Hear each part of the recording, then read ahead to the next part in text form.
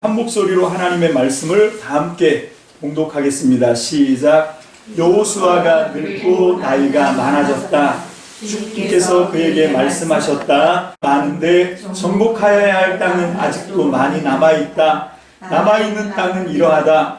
블레셋 사람과 그술 사람의 모든 지역과 이집트의 동쪽에 있는 시올 시내로부터 북쪽 에그론 경계까지와 이르는 가나안 땅과 가사와 아스돗과 아스글론과 가드와 에그론 등 블레셋의 5 왕의 땅과 아윗 사람의 땅과 남쪽으로 가나안의 모든 땅과 무아라로부터 아모리 사람의 변경 아벡까지 또 그발 사람의 땅과 동쪽의 레바논 땅 전체와 헤르몬산 남쪽 바알갓에서 하맛에 이르는 곳까지이다. 그리고 레바논에서부터 미스르본 마임에 이르는 산간지방에 사는 모든 사람 곧 시돈 사람을 내가 이스라엘 자손 앞에서 모두 쫓아낼 터이니 너는 오직 내가 너에게 지시한 대로 그 땅을 이스라엘 자손에게 유산으로 나누어 주어라. 너는 이제 이 땅을 9 지파와 므낫세 반쪽 지파에게 유산으로 나누어 주어라. 아멘. 자, 오늘 읽은 이 말씀으로 땅을 분배하다라고 하는 제목으로 땅 분배 첫 번째 시간입니다. 우리 하나님의 말씀을 받습니다. 우리 하나님의 말씀을 받기 전에 먼저 함께 기도하겠습니다. 할렐루야. 살아계신 주님, 주의 은혜와 주의 축복과 주의 사랑을 찬양합니다.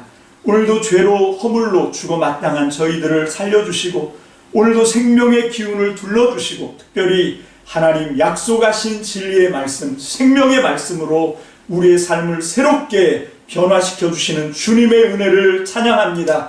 하나님 오늘도 우리를 살리실, 우리를 회복시키실, 우리를 새롭게 변화시키실 하나님의 진리의 음성을 사모합니다. 아버지 사람의 지혜로부터 나지 않게 하시고 오직 하나님의 성령으로 각 사람에게 하늘의 생명으로 넘쳐나게 주님 축복하여 주옵소서. 오늘도 전폭을 주님의 말씀께 의지하옵고 감사드립니다. 예수님의 이름으로 축복하며 기도합니다.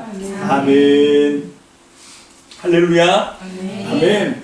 자, 오늘 우리가 이 여호수아 13장부터 이제 1장부터 12장까지는 정복전쟁, 그리고 13장부터 21장까지가 땅을 분배하는 이야기, 그리고 22장부터 마지막 장까지가 여호수아의 마지막 고별설교, 이렇게 이제 3파트로 나누어지는데 이제 땅을 분배하는 첫 시간입니다.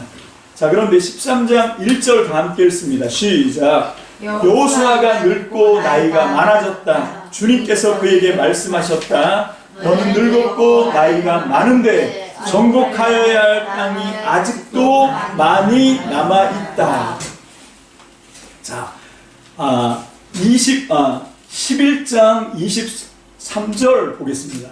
11장 23절이요. 다 함께 시작. 여호수아는 주님께서 모세에게 말씀하신 대로 모든 땅을 점령하고 그것을 이스라엘 지파의 구분을 따라 유산으로 주었다. 그래서 그 땅에서는 전쟁이 그치고 사람들은 평화를 누리게 되었다. 아멘.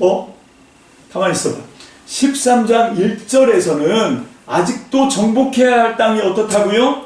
많이 남아있다. 그냥 남아있는 정도가 아니야. 아주 많이 남아있다. 이렇게 말씀을 하셨는데, 아니 11장 23절에서는 뭐라고 말씀하시냐면 주님께서 모세에게 말씀하신 대로 모든 땅을 점령하고 다 점령했다. 이렇게 말씀을 하고 있는데 여러분 이게 도대체 어떻게 된 겁니까?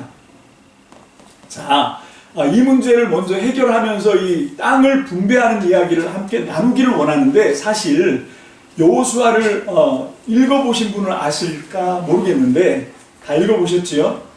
여호수아서를 읽어보셔야 됩니다. 그냥 목사님이 알아서 다 설명해 주겠지. 그래도 여러분들이 읽지 않으면 여러분께 될 수가 없어요. 여러분 저는 그냥 여러분들을 보조해 드리는 거고 제 설교는 설교가 핵심이 아니라 여러분들이 하나님의 말씀을 여러분들이 직접 받아서 먹는 것, 이게 정말 중요한 겁니다. 저는 여러분들이 하나님의 말씀을 여러분들의 영의 양식으로 삼는 데 도움이 되는 보조 역할을 하는 거지 정말로 중심은 여러분들이 하나님의 말씀을 여러분들의 영의 생명으로 날마다 사모하면서 하나님의 말씀을 기준으로 삼고 살아가시는 그런 삶이 되는 것, 이게 중요한 거죠. 맞습니까? 아멘. 그래서 오늘 읽다가 보면요, 12장까지는 재미있는데 이제 13장부터 들어가면 재미가 없어져요. 왜냐하면 막 이렇게 알 수도 없는 지명 이름이 쫙 나오고 이건 누구한테 주고 누구한테 주고 이런 지파 얘기 나오고 막 이러니까 막 헷갈리는 거예요. 그게 어딘지도 잘 모르겠고, 우리가 부산 그러면 어딘지 아시죠? 아산 그러면 어디 있는지 알잖아요, 그죠? 근데 여기 성경에 나와 있는, 오늘도 여기 지명들이 나오는데 블레셋 사람과 그술 사람의 모든 지역 이런 얘기 나와요.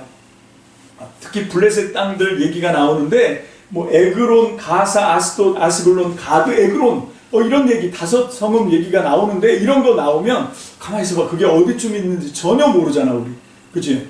그런데 사실은 제가 왜 이 땅 분배 이야기를 읽으려고 하면 왜 힘든가, 그 사실을 설교를 준비하다 내가 깨달았지 뭡니까?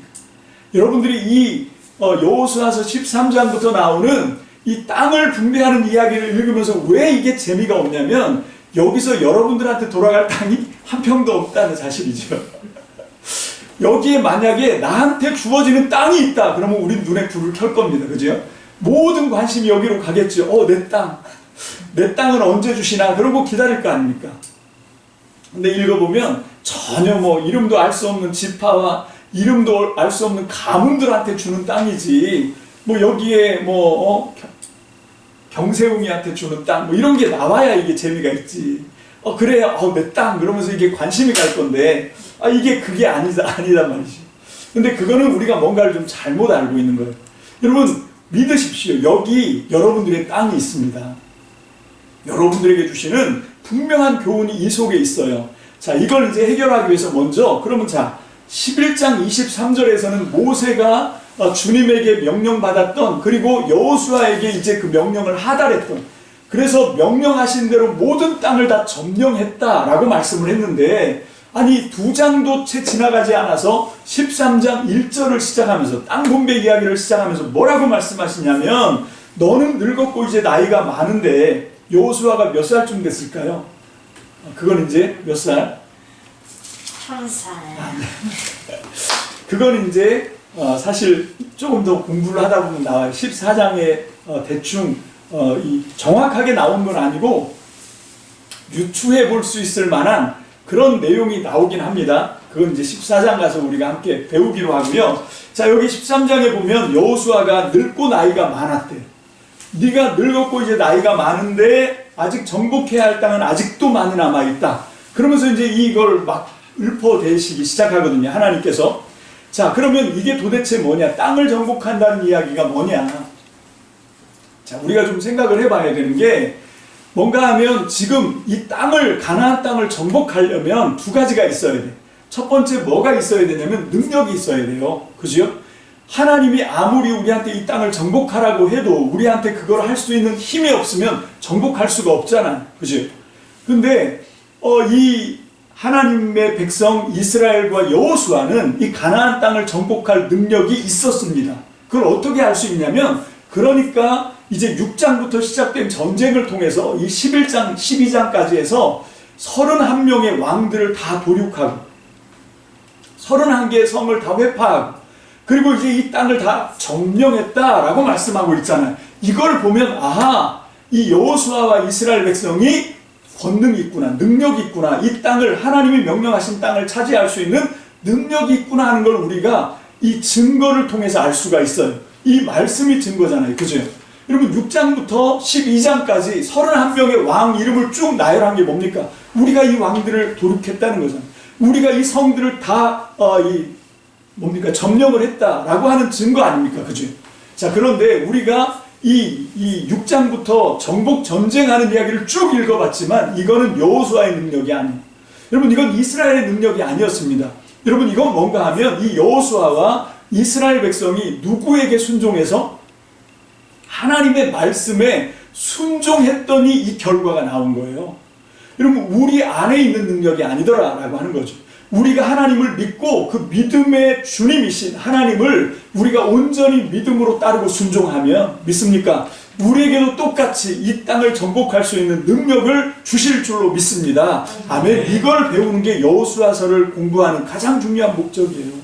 그럼 그냥 옛날 옛적에 여호수아와 이스라엘 백성들이 이렇게 했대더라, 그걸 그냥 호기심을 채우는 그런 어떤 지식으로만 우리가 이 말씀을 받으면 이게 나랑 뭔 상관이 있는 거예요? 아무런 관련이 없는 거지요.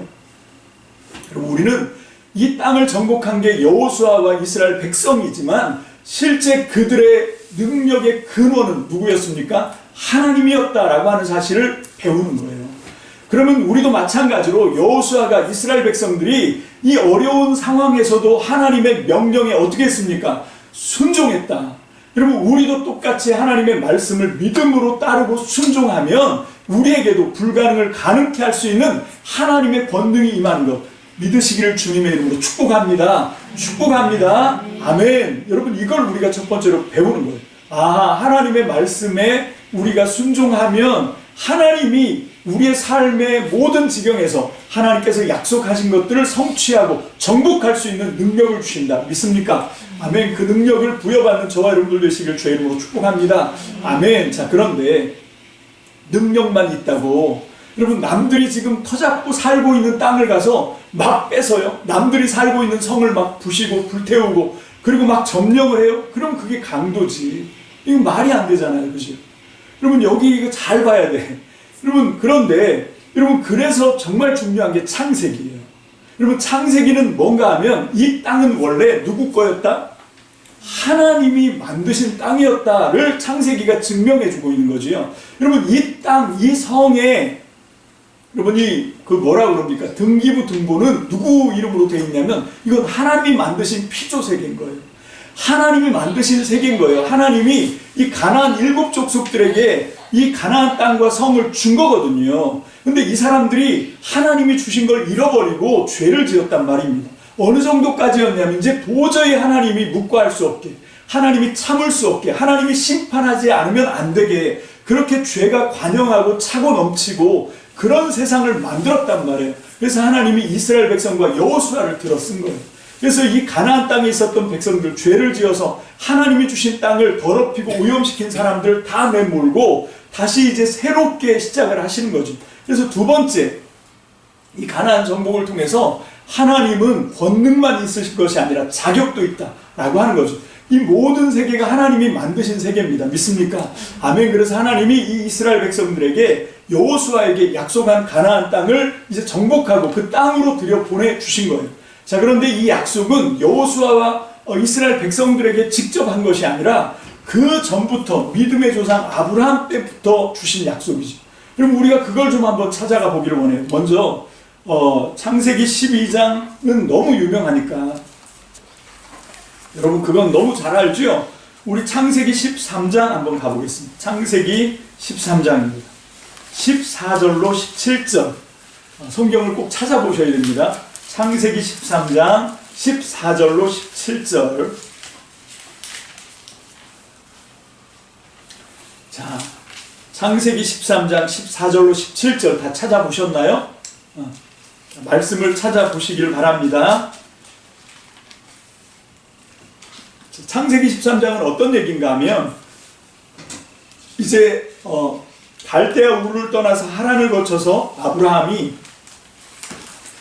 이제 자기 조카 롯과 함께 하나님이 주시겠다고 약속하신 그 땅 가나안 땅까지 오긴 왔어요. 자, 그런데 가나안 땅까지 왔는데 그 땅에 아브라함이 도착했을 때 기근이 가뭄이 임합니다. 그래서 먹을 게 없어요.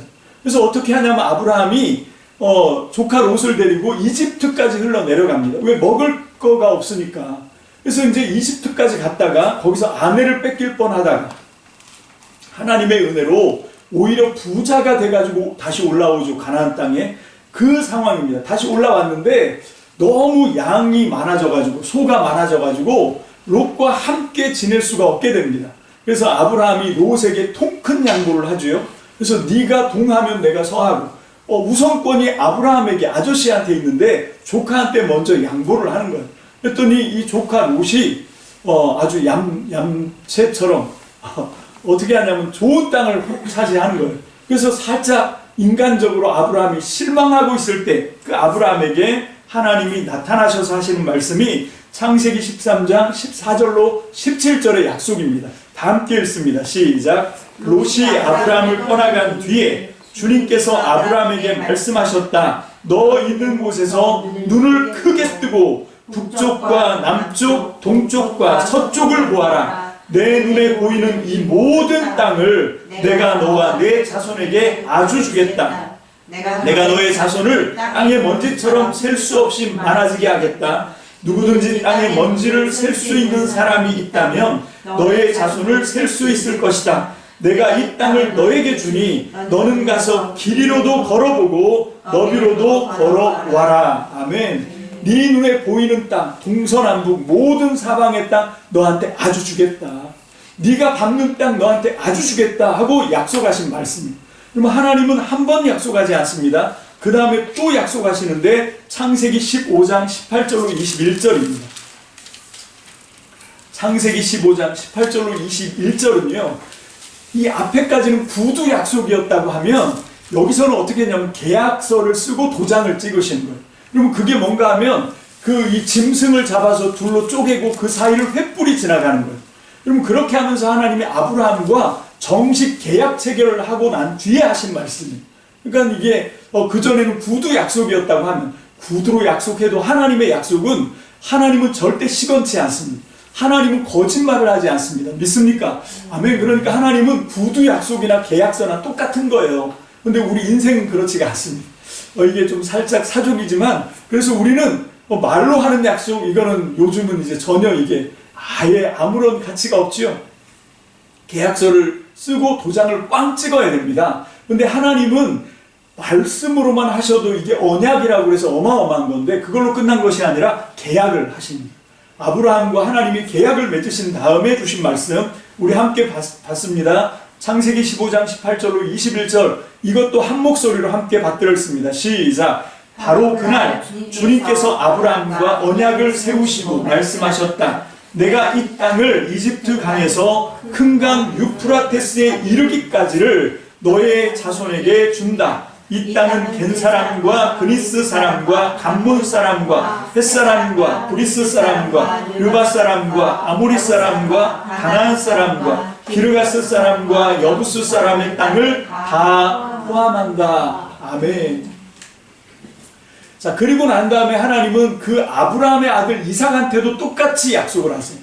그러면 이삭에게 그게 창세기 26장에 나오는데 그건 여러분들이 찾아서 읽어보시고 시간이 많이 가니까 창세기 28장 이번에는 이제 손주 아브라함의 손주가 누굽니까? 그 유명한 에서와 야곱인데 약속은 누구에게로 내려가요?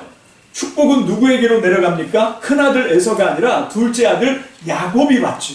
그래서 야곱이 이 장자권과 축복권을 가로채는 바람에 형 에서의 미움을 받아서 그래서 죽이려고 하니까 어떻게 하죠? 야곱이 도망을 가잖아요. 도망가다가 이 창세기 28장 13절로 15절 이 말씀은 베델이라고 하나님의 집이라고 하는 곳에서 이 야곱이 하나님을 만나는 이야기예요. 그래서 하나님이 사다리가 놓여있고 천사들이 오르락 내리락 하는데 맨 꼭대기 하늘문이 활짝 열렸는데 그 사다리 꼭대기에 누가 서 있습니까? 하나님이 딱 서서 계십니다. 그 광경을 야곱이 목도하게 된 겁니다. 그래서 주님이 그 하나님께서 이제 거기서 야곱에게 다시 한번 재확인을 시켜주는 거예요. 계약을 갱신하는 겁니다. 이제 그 아들 이삭에게도 했던 그 약속을 손주 야곱에게도 똑같이 계속하는 거예요. 그 장면을 우리가 함께 봅니다. 창세기 28장 13절로 15절 다 함께 읽습니다. 시작. 주님께서 그 층계 위에 서서 말씀하셨다. 나는 주 너의 할아버지 아브라함을 보살펴준 하나님이요 너의 아버지 이삭을 보살펴준 하나님이다. 내가 지금 누워있는 이 땅을 내가 너와 너의 자손에게 주겠다. 너의 자손이 땅의 티끌처럼 많아질 것이며 동서남북 사방으로 퍼질 것이다. 이 땅 위의 모든 백성이 너와 너의 자손 덕에 복을 받게 될 것이다. 내가 너와 함께 있어서 내가 어디로 가든지 너를 지켜주며 내가 너를 다시 이 땅으로 데려오겠다. 내가 너에게 약속한 것을 다 이루기까지 내가 너를 떠나지 않겠다. 할렐루야. 아멘. 자, 이제 이 약속들이 아브라함, 믿음의 조상 아브라함에게부터 제3, 제4 그리고 그 아들 이삭과 야곱과 내려가면서 계속 계약이 갱신되듯이 하나님은 계속해서 그들에게 말씀하셨다는 거예요. 이 땅을 주겠다, 이 땅을 주겠다. 동서남북 사방으로 넓게 퍼지게 하겠다. 그러면서 주신 땅이 창세기 15장 18절에 보면 그 구역이 대충 이야기가 되고 있어요. 거기 창세기 15장 18절에 바로 그날 주님께서 아브라함과 언약을 세우시고 이제 계약서를 쓰고 도장을 찍었단 말씀입니다. 말씀하십니다. 내가 이 땅, 어떤 땅? 이집트 강에서 큰 강 유프라테스까지 이르는 이 땅을 너한테 주겠다. 이렇게 얘기하셨어요. 여러분, 이게 지금 이스라엘 사람들이 이 여호수아와 이스라엘 백성들이 들어가서 차지한 땅은 굉장히 좁은 땅이에요. 여러분, 그냥 말 그대로 이스라엘 그 가나안 땅 거기까지잖아요. 그죠? 그래서 밑으로는 사해 바로 밑에부터 시작해서 헤브론부터 시작해서 그 위로는 이 밑에는 한락산이고 위에는 무슨 산이에요? 헤르몬산. 여러분, 이 개역 개정판에는 헐몬산 이렇게 번역을 하고 있는데 북쪽은 우리나라 북쪽은 무슨 산? 백두산. 남쪽은 한라산. 그래서 백두에서 한라까지 이렇게 얘기한 것처럼 지금 하나님이 여호수아와 이스라엘 백성이 들어가서 차지하는 이 땅, 이제 분배해야 되는 이 땅은 어떤 땅인가 하면 북쪽으로는 헤르몬산부터 남쪽으로는 한락산까지예요. 그게 이제 제가 다음 시간에는 여러분들에게 지도를 좀 이 카톡이나 이런 걸로 해서 좀 보내드려 보겠습니다. 그래서 지도를 좀 보셔야 돼요. 그래서 이 분배하는 땅이 대충 어딘지 위치가 좀 잡혀야 이 말씀을 우리가 잘 이해를 할 수 있습니다. 자, 오늘 우리는 첫 시간 이 인트로덕션 들어가면서 이게 도대체 땅을 정복하고 땅을 분배한다는 게 무슨 의미인가를 좀 클리어하게 하고 명확하게 하고 좀 지나가야 됩니다.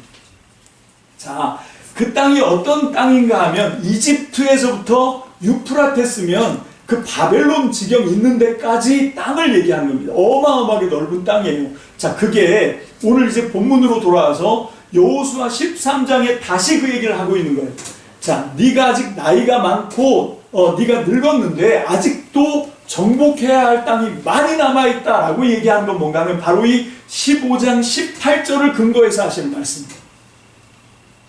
15장 18절에 하나님이 주시려고 했던 땅은 뭔가 하면 여기도 나오잖아요. 여기도 나오는데 뭔가 하면 이 3절에 보면 이집트의 동쪽에 있는 시올 시내부터 시작하는 거예요. 비록 여기가 지금은 다 광야지만 하나님은 바로 이집트와 경계를 맺는 거기서부터 시작해서 쭉 올라가면 여기 보면 레바논, 미스르봇, 마임, 산간지방, 그리고 시돈, 그리고 이렇게 쭉쭉 올라가는 이 모든 땅이 결국 어떤 건가 하면 유프라테스까지 가기 고까지인 거예요. 북쪽으로도 여러분 하여튼 이게 어떤 개념인가 하면 이게 지금 우리가 알고 있는 전 세계 이런 개념이 아니라 이 당시에는 아마 이게 가장 넓게 분포되어 있는 세계였을 겁니다. 여러분, 그게 이집트 문명과 메소포타미아 문명, 이 두 문명이 굉장히 중요하잖아요. 물론 메소포타미아를 넘어가면 이제 인더스 문명이 있고 또 그 넘어가면 중국 황하 문명이 있지만 여러분, 이게 우리 세계의 4대 문명이잖아요. 그죠? 여러분, 지금 이 4대 문명 중에서 여기 지금 성경을 쓰고 있는 이 역사 속에서는요, 이게 북서쪽으로는 메소포타미아 문명과 남동쪽으로는 무슨 문명인가 하면 이집트 문명, 그 사이의 모든 땅은 다 너한테 주겠다. 이게 아브라함이 받은 약속이었어요.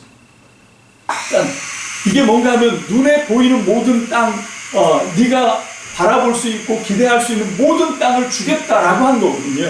자, 그런데 지금 그 하나님이 약속하신 게 굉장히 축소됐단 말입니다.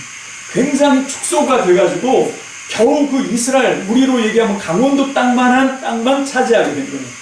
원래 하나님은 그렇게 작은 땅을 주시려고 했던 게 아니었단 말입니다. 그래서 하나님께서 말씀하신 거예요. 너는 지금 나이가 많고 늙었어. 그렇지만 네가 정복하지 못한 땅 아직도 많이 남아있지 않냐? 아브라함한테 약속한 땅이잖아요. 그죠? 자, 그게 지금 여기서 얘기하는 이집트 접경부터 이 메소포타미아 그 문명의 접경 유프라테스 강까지 거기만 주겠다고 얘기한 게 아니에요. 사실은 뭔가 하면 이 표현을 결국은 어떻게 봐야 되냐면 온 세상을 다 주겠다라고 하는 것과 똑같은 겁니다. 여러분, 모든 민족으로 제자를 삼아라가 거기서 나오는 거거든요. 여러분, 지금 이 설명을 하고 있는 거다라고 하는 걸 우리가 알아야 됩니다. 자, 그러니까 이 정복 전쟁은 가나안 땅을 다 먹었으니까, 다 정복했으니까 이걸로 끝 아니란 말입니다. 여러분, 이게 어떤 걸 의미하는 건가 하면 하나님께서 작정하신 온 세계가, 하나님이 창조하신 모든 세계가 하나님의 백성들에게 정복해야 될 땅이다라고 하는 거예요. 우리의 목적이기도 합니다. 이건 여호수아와 그리고 이스라엘 백성들에게만 주시는 명령이 아니라 이건 우리에게도 똑같이 하나님께서 아브라함에게 약속하셨던 걸 이삭에게, 그리고 이삭에게 주셨던 약속을 다시 한번 야곱에게 재차 확인시켜주면서 계속 대물림해 주시는 것처럼 오늘 저와 여러분들에게까지도 이 약속은 계속 이어지고 있다라고 하는 사실을 분명히 깨닫는 저와 여러분들 되시기를 주님의 이름으로 축복합니다. 아멘. 자, 그러면 정복하는 게 뭐냐는 거예요. 그러면 땅을 정복하는 게 그냥 살고 있는 사람들 무기 들고 들어가서 전쟁해서 그걸 땅을 따먹고 땅을 넓히고 그런 게 정복이냐? 여러분, 그건 또 아니란 말씀이죠. 여러분, 여기 이제 쭉 읽어보면 뭡니까? 여호수아서 뒤에 나오는데 보면 계속 그 지역의 주민들이 살고 있어요. 여부스 주민들이 살고 있고, 기브온 주민들은 뭐 그렇게 속여서 우리랑 이스라엘 백성하고 속여서 계약을 맺는 바람에 이제 어떻게 해칠 수도 없는 상황이 됐지만 그 외에도 남아있는 다른 부족들이 거기 있단 말입니다. 거기 있는 상태에서도 뭐라고 말씀하시냐면 내가 이 사람들을 이제 다 쫓아내겠다라고 얘기해요. 6절 다 함께 읽습니다. 시작. 그리고 레바논에서부터 미스브론 마임에 이르는 산간지방에 사는 모든 사람 곧 시돈 사람을 내가 이스라엘 자손 앞에서 모두 쫓아낼 터이니 너는 오직 내가 너에게 지시한 대로 그 땅을 이스라엘 자손에게 유산으로 나누어 주어라. 자, 이게 무슨 얘기인가 하면 하나님이 아브라함에게 15장 8절에서 말씀하셨던 것처럼 이집트 나일강 거기서부터 시작해서 유프라테스 강까지, 여러분 그게 저 지도에서 보면 어마어마하게 넓은 땅입니다. 그 모든 땅을 주겠다라고 하는 건 다시 말하지만 거기까지 주겠다고 얘기한 게 아니라 그 당시에 알고 있었던 모든 세계를 다 주시겠다고 말씀하시는 거예요. 여러분, 자, 이건 그러면 어떤 건가 하면 하나님께서 지금 만드신 세계는 온 세상이고, 믿습니까? 온 우주고 그 모든 것들이 다 하나님의 손에 있는 거예요. 그러면 우리가 어떻게 해야 되냐면 그 모든 것이 하나님의 나라로 하나님의 뜻 앞에 굴복하고 하나님의 나라가 되게 하는 것, 그걸 우리가 해내야 되는 줄로 믿습니다. 아멘. 그런데 그거는 힘으로, 무기로, 전쟁을 통해서 피를 흘리면서 정복하는 건 아니다라고 하는 거죠. 여기 여호수아서 6장부터 전쟁하는 이야기로 나오고 있지만 여러분, 이거를 우리가 그대로 적용해서 지금도 그렇게 첨단 무기를 갖고 하나님의 나라로 정복하는 그런 무지한 방법을 써서는 이게 하나님의 나라가 될 수가 없지요. 여러분, 우리는 오히려 이제는 어떤 방법을 쓰는 건가 하면 하나님의 진리의 말씀, 하나님이 우리를 위해서 사랑하시고 우리를 위해서 우리 죄를 대신해서 십자가에서 자기 생명을 바쳐서 우리를 살리신 이 십자가의 복음의 정신을 가지고 우리가 똑같이 이 온 세상의 모든 사람들을 하나님의 복음으로 점령해야 될 줄로 믿습니다. 아멘. 여러분, 이 여호수아서의 말씀은 우리가 이거를 그냥 여기 쓰여져 있는 글자, 여기 쓰여져 있는 내용, 이거는 말하자면 그 눈에 보이는 지표예요. 밭의 겉모양입니다. 그런데 예수님의 비유에도 말씀하신 것처럼 보화는 그 땅 위에 박혀 있는 것이 아니라 예수님이 말씀하시는 깊이 감추인 보화, 아시지요? 밭을 매다가, 내 밭이 아닌데 밭을 매러 갔다가 그 밭에 깊이 감추어져 있는 뭘 발견해요? 보화를 발견한 거예요. 그럼 만약에 이 사람이 그냥 대충, 그냥 내 땅이 아닌 것처럼 대충 이렇게 밭을 갈고 그냥 거기다가 이렇게 하려고 했으면 깊이 감추인 보화를 발견했겠습니까? 참 이 대단한 사람인 게 뭔가 하면 자기 땅이 아닌데도 여러분, 이게 더 깊이 파면 팔수록 아직 한 번도 쓰이지 못한 양분이 가득한 그런 비옥한 옥토가 나오잖아요. 그러니까 남의 집에 일을 하러 갔는데 굉장히 쟁기를 깊이 들어간 것 같아요. 그래서 막 깊이 하다가 그 깊은 곳에 감추어져 있었던 보물을 발견한 거지요. 자, 그러면 살짝 좀 격길로 간 거지만, 그러면 우리 애들이 정직한 우리 다은이나 세용이가 시험에 딱 들 수가 있어. 그러면 이거 어떻게 해야 돼? 이 보화가 내 거가 아니면 주인한테 돌려줘야 되잖아, 그지? 주인 찾아줘야 맞는 거 아니야?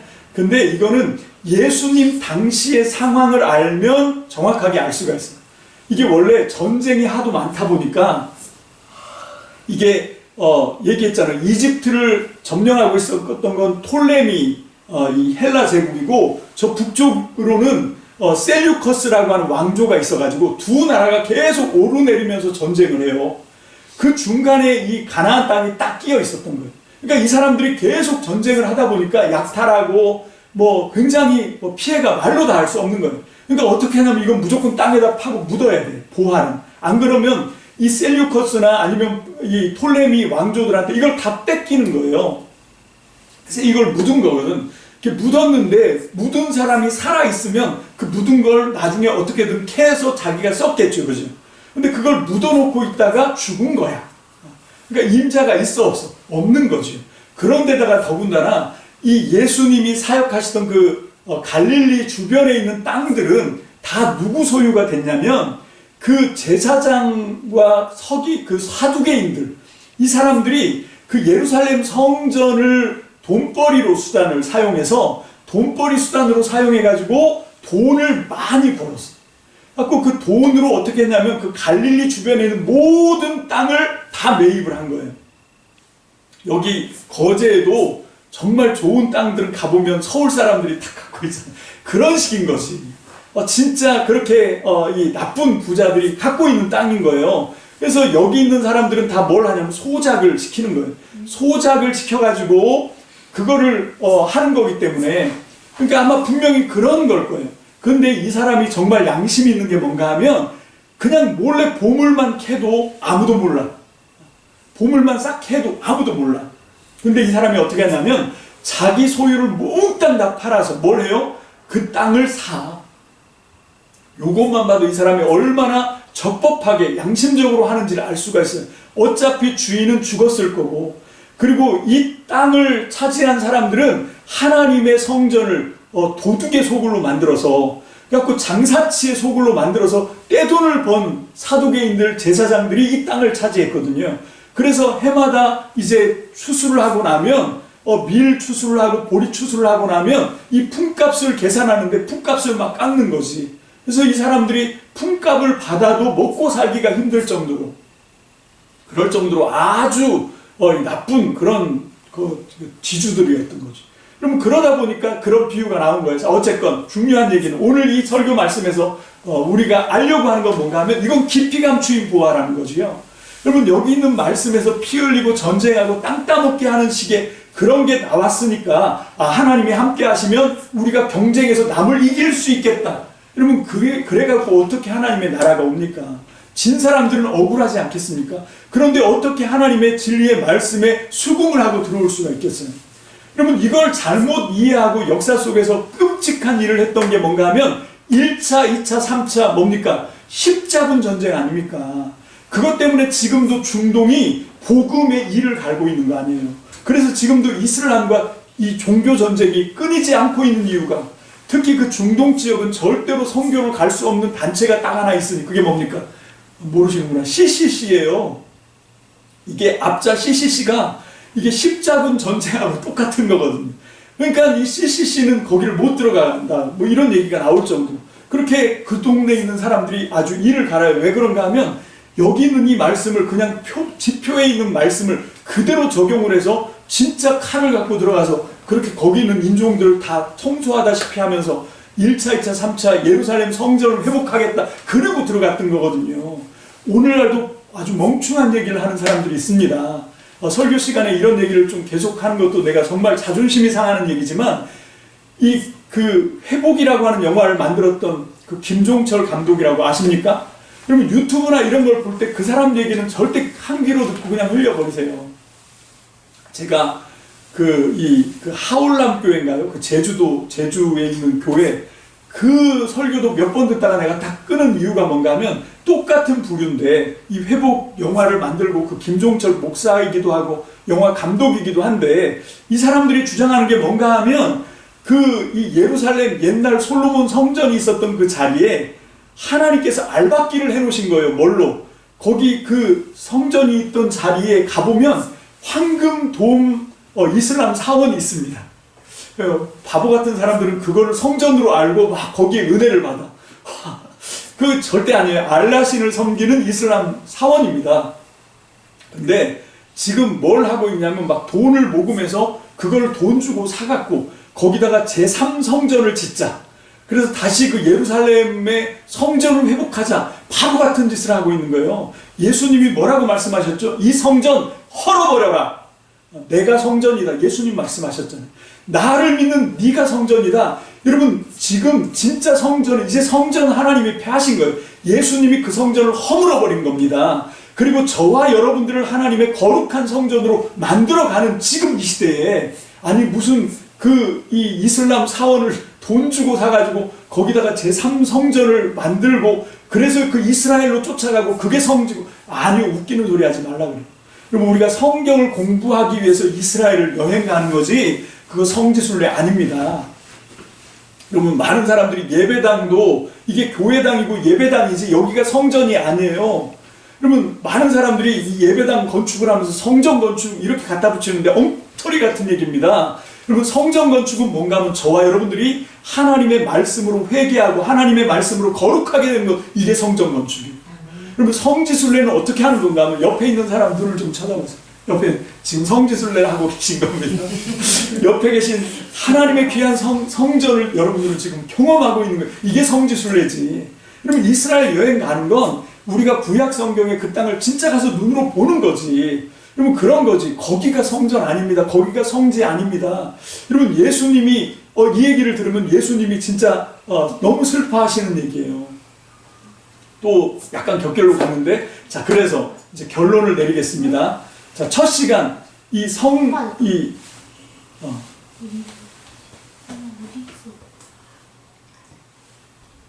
가나안 땅을 정복하고 이걸 분배한다라고 하는 것의 의미가 뭐냐라고 하는 거죠. 그래서 먼저 우리는 가나안 땅을 정복을 하는 것의 의미를 우리가 신앙적으로 오늘 우리에게 어떻게 우리가 이걸 적용해야 되는가? 그건 뭡니까? 우리가 내 의지로 내 힘으로 내가 들고 있는 무기로 다른 사람들을 막 억누르고 정복하고 억압하고 십자군처럼 그렇게 하는 건 엉터리다라고 하는 거예요. 그럼 어떻게 해야 되냐? 예수님이 우리에게 해주셨던 것처럼 어떻게 해요? 섬기는 거죠. 하나님의 사랑으로 섬기고 하나님의 사랑으로 베풀고 교제하면서 어떻게 하는 겁니까? 그 사람들을 예수 믿는 사람으로 복음을 전해서 변화시켜 나가는 거예요. 여러분 이게 오늘 우리가 여호수아를 통해서 배워야 되는 온 세계 열방을 하나님의 나라로 정복하는 비결입니다. 믿습니까? 아멘. 그런 거예요.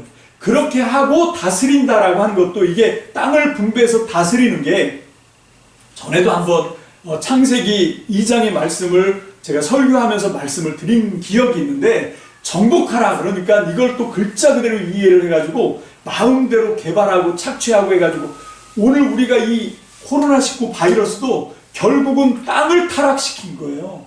우리의 욕심으로 개발하고 기후를 망가뜨리고 그래서 우리가 옛날에 우리 진짜 어렸을 때는 1년에 딱 한 차례 봄철이 되면 이 황사바람이라고 중국에서 모래바람이 넘어왔죠. 그때만 좀 우리가 힘들었고 나머지는 그런 거 전혀 없었잖아요. 근데 지금은 사실 지금 진짜 나는 상상도 못했는데 전 국민이 다 마스크를 쓰고 있어요.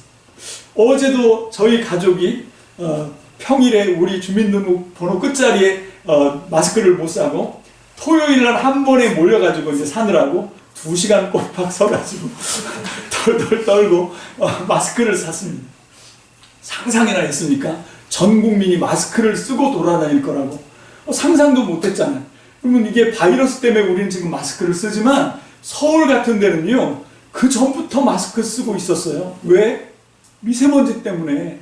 여러분 이런 것들이 결국 뭔가 하면 이게 바이러스도 마찬가지고 미세먼지도 마찬가지고 우리가 이 세상을 타락시킨 거예요. 우리의 욕심으로 잘못 하나님의 말씀을 위해서 이 땅을 다 망가뜨려 버린 거지요. 여러분 우리는 다시 하나님의 말씀을 회복해야 됩니다. 정복하는 건 그렇게 하는 게 아니라 뭐 하는 거라고요? 여러분 이게 경영하는 거라고요. 정말로 이 하나님이 만든 이 피조 세계를 더 효율적으로 만드는 거예요. 더 아름답게 갖고 가는 거예요. 이게 정복하고 다스리는 거지.